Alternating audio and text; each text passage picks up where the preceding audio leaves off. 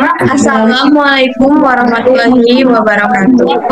Perkenalkan, kami dari Itu Vision akan menjelaskan mengenai penerapan digital manager. Saya Kalista Aulia sebagai moderator. Saya Rifada Safafri Putri sebagai pemateri. Saya Salwa Fatina sebagai pemateri.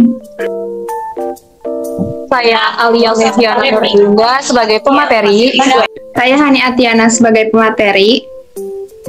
Saya Muhammad Rizky Pratama sebagai pemateri. Saya Zenia Agustia Marini sebagai pemateri.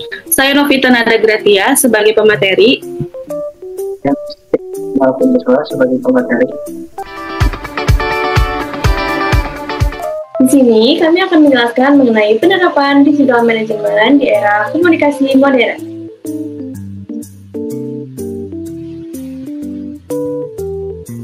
Jadi, apa sih digital management itu?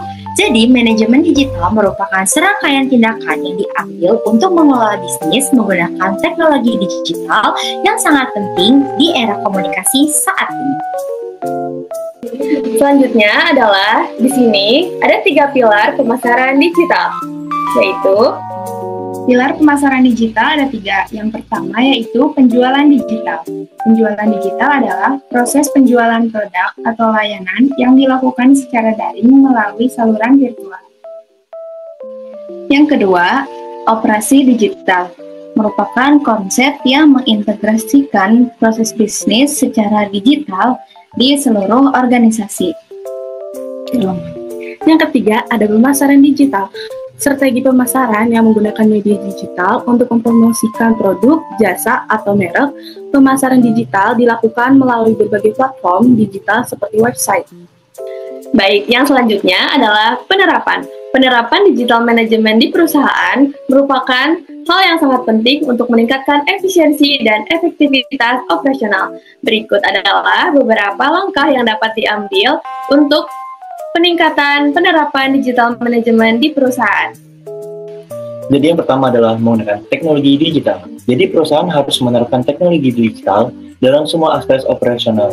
Ini termasuk penggunaan perangkat lunak, manajemen proyek, alat kolaborasi, dan sistem manajemen data untuk meningkatkan produktivitas dan komunikasi antar tim.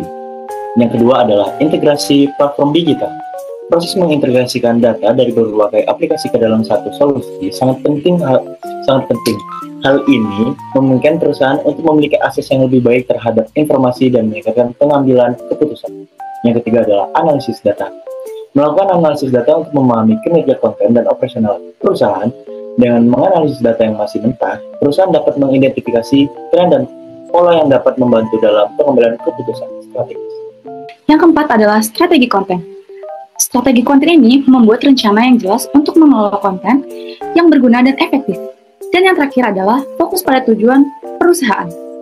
Baik, yang selanjutnya adalah penerapan digital management di perusahaan yang berbasis e-learning.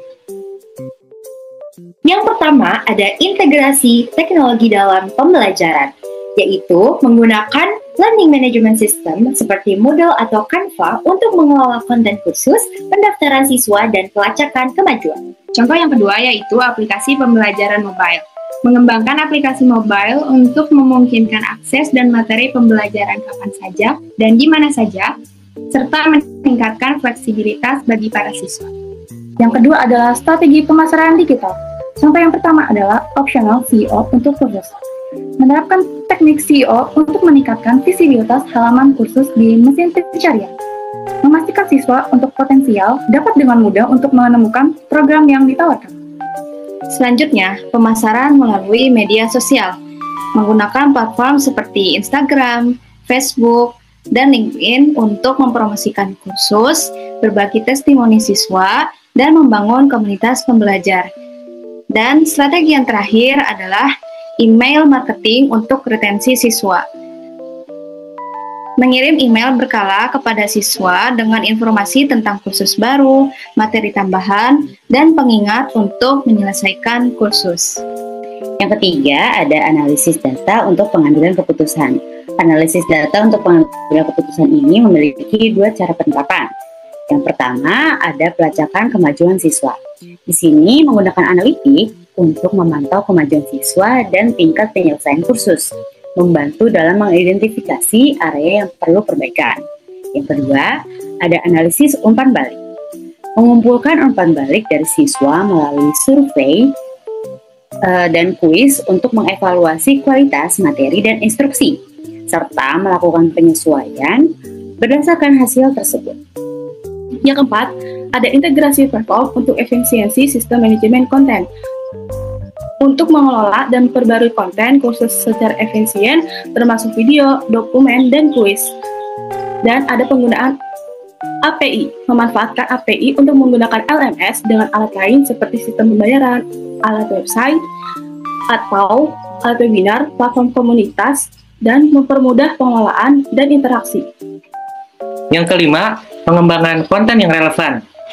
Pembuatan konten interaktif, mengembangkan konten pembelajaran yang interaktif, seperti video pembelajaran, kuis, dan simulasi untuk meningkatkan keterlibatan siswa. Strategi distribusi konten juga menggunakan blog dan media sosial untuk membagikan artikel, tips belajar, dan materi pendukung lainnya yang dapat membantu siswa dalam proses pembelajarannya. Dan yang terakhir adalah interaksi dan pelayanan pelanggan. Mengimplementasikan chatbot di situs web untuk memberikan bantuan cepat kepada siswa mengenai pertanyaan umum atau masalah teknis.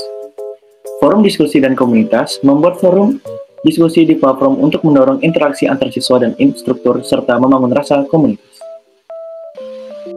Jadi, penerapan manajemen digital di perusahaan e-learning membantu meningkatkan pengalaman belajar dan efisiensi operasional. Dengan memanfaatkan teknologi dan analisis data, perusahaan dapat lebih baik memenuhi kebutuhan siswa, meningkatkan keterlibatan, dan mencapai tujuan pendidikan yang diinginkan.